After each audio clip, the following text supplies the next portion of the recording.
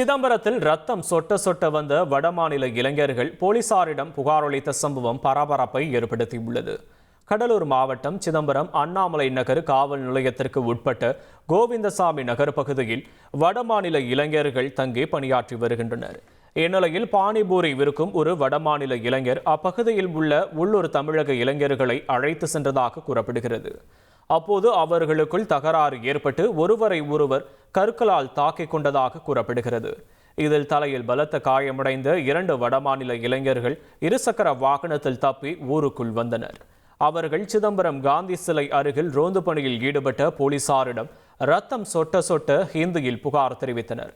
ஆனால் அவர்கள் என்ன கூறுகிறார்கள் என்று புரியாமல் போலீசார் திகைத்து நின்றனர். இதையடுத்து சம்பவ இடத்திற்கு சென்ற போலீசார் காயமடைந்த 3 பேரை கடலூர் மாவட்ட அரசு மருத்துவக் கல்லூரி மருத்துவமனைக்கு அனுப்பி வைத்தனர்.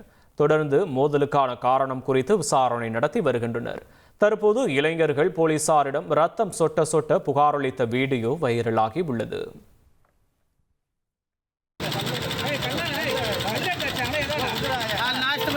कैसा मारा तुमको?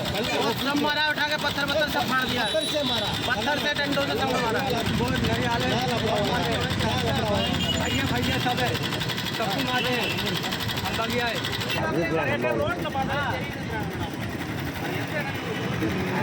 புஷ்பா பட பாணியில் லாரியில் ரகசிய அறை அமைத்து பெங்களூருவிலிருந்து கடத்தி வரப்பட்ட 72 மூட்டை குட்கா போதைப் பொருட்களை சிதம்பரம் போலீசார் பறிமுதல் செய்தனர். சிதம்பரத்தை அடுத்த அண்ணாமலை நகர் காவல் நிலைய போலீசார் கடவாச்சேரி பகுதியில் ரோந்து பணியில் ஈடுபட்டிருந்த போது அந்த வழியாக வந்த 2 சரக்கு வாகனங்களை நிறுத்தி சோதனை செய்தனர்.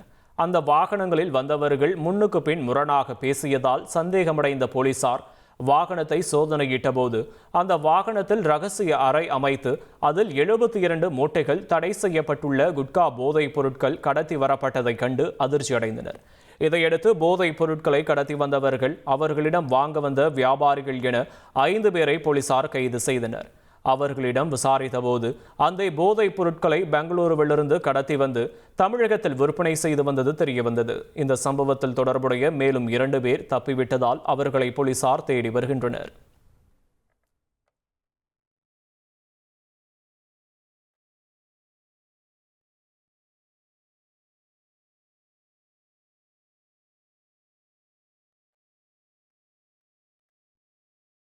பெங்களூர் தான் வருதாங்க. ஆனால் அங்கே இது பேன் இல்லைங்கிறதுனால அங்கேருந்து ஈஸியாக அவங்க கொண்டு வராங்க.